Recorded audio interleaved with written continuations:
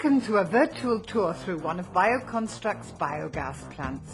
Controlled fermentation of biomass in biogas plants produces a gas that can be used to produce electric or thermal energy on account of its high percentage of methane. The raw materials used in biogas plants, also known as substrates, are often liquid manure, agricultural products and agro-industrial waste.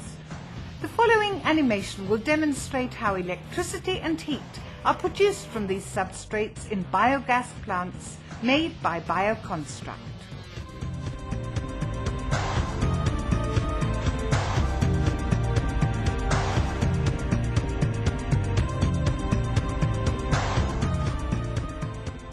This biogas plant uses ensilaged maize as one of its renewable raw materials. With the aid of a wheel loader, the maize is tipped into a cement storage bin, which needs filling up approximately once a day. Silo maize is rich in energy and, on account of its high degree of reduction, very well suited for use in biogas plants. This storage bin is equipped with a hydraulic floor discharger that continuously feeds the maize onto a conveyor belt. A scale under the conveyor belt registers the weight of the maize silage.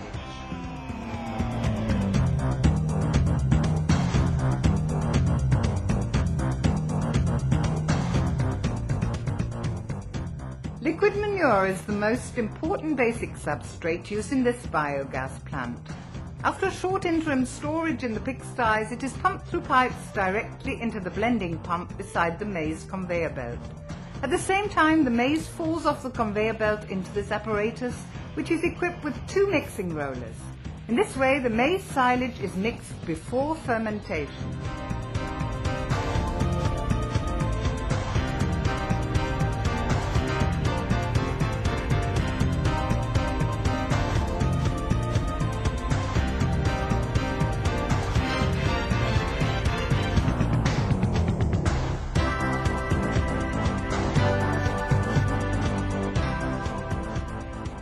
With this technology, it is possible to supply several fermentation tanks, also known as fermenters, with fresh substrates, even if they are not close together.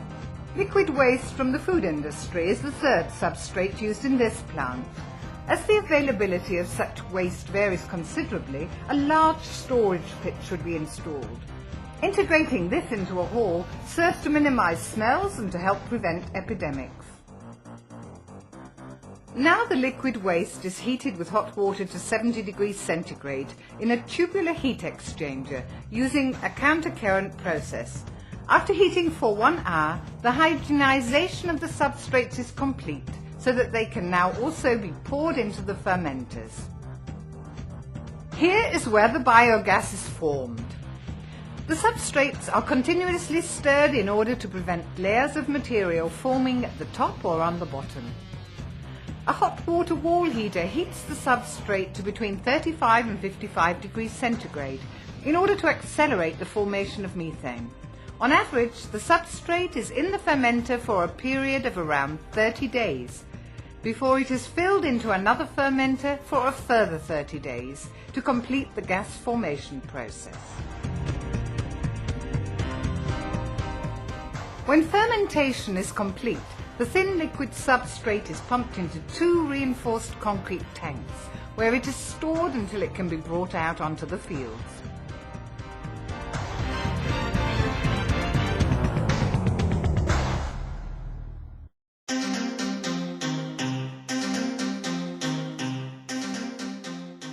If the fermenters are filled regularly with biomass, are airtight, heated and regularly stirred, the biogas forms within a matter of days. The formation of gas is a complex and delicate process. The organic fats or carbohydrates contained in the substrates are digested by various kinds of bacteria, and this is a starting point for the development of the gas. If the contents are continually stirred, the gas rises slowly to the top of the container. It consists of approximately 50 to 70% methane, coloured green here, and also carbon dioxide, water vapour, hydrogen and hydrogen sulfide. As water vapour and hydrogen sulfide are problematic for the utilisation of the gas later, it is necessary to treat the biogas now.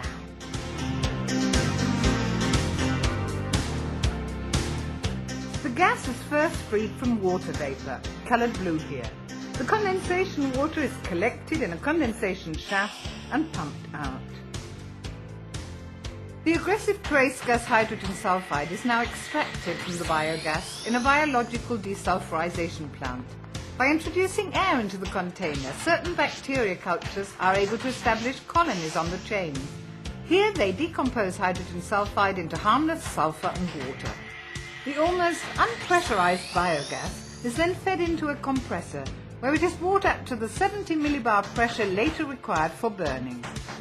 In order to completely condense any remaining water vapour and to free the biogas from any suspended matter or silicates, the biogas is subjected to a washing and drying process.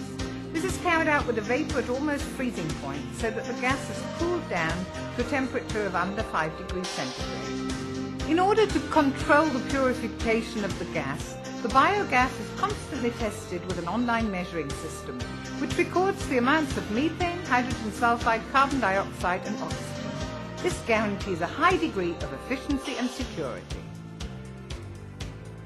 In case of any overproduction of biogas, it is necessary to operate a gas flare, for unburned methane that escapes into the atmosphere is harmful for the climate.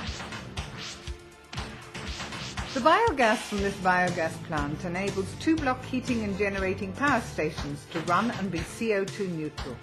To annually process biogas from 15,000 tonnes of biomass, this plant must produce a total of 500 kilowatts of electricity. Due to the optimal gas processing, the engines can run round the clock for several years with only a minimum of maintenance costs. Up to 30% of the waste heat from the cooling water of the engines is used for the heat exchange and the fermenter, so that no additional heat is required. The remaining heat can also be used profitably to heat industrial plants, houses or swimming pools. The electric power generated by the generator of the block heating and generating plant is converted to the mains voltage level in the transformer.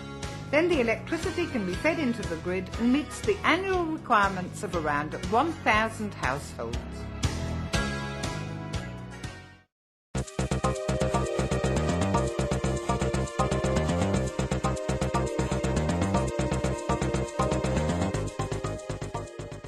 A biogas plant with an annual operating capacity of 15,000 tonnes a year requires 3 to 5 hours work daily. In order to keep the amount of work down to a minimum, we particularly recommend the use of an effective measurement and control technology from BioConstruct. Thanks to a safe exchange of data, it is also possible for someone who is not on the spot to monitor and control the unit. Should it be necessary, either the operator at home or the BioConstruct service team can intervene in processes in the biogas plant. For example, the agitators can be switched on and off. The levels of the containers and the pits can be checked, or the solid supply equipment can be monitored.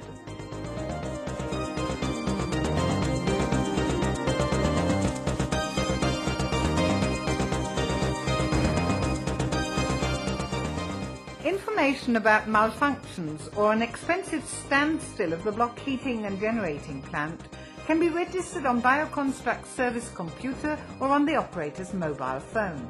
This guarantees a short reaction time when anything unexpected happens and a reliable service by the BioConstruct Customer Support Office.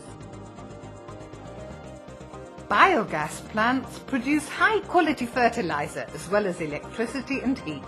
The nutrients contained in the substrates are retained and are more easily available to the plants, as the flow power of the liquid manure and its ammonia content have increased due to fermentation.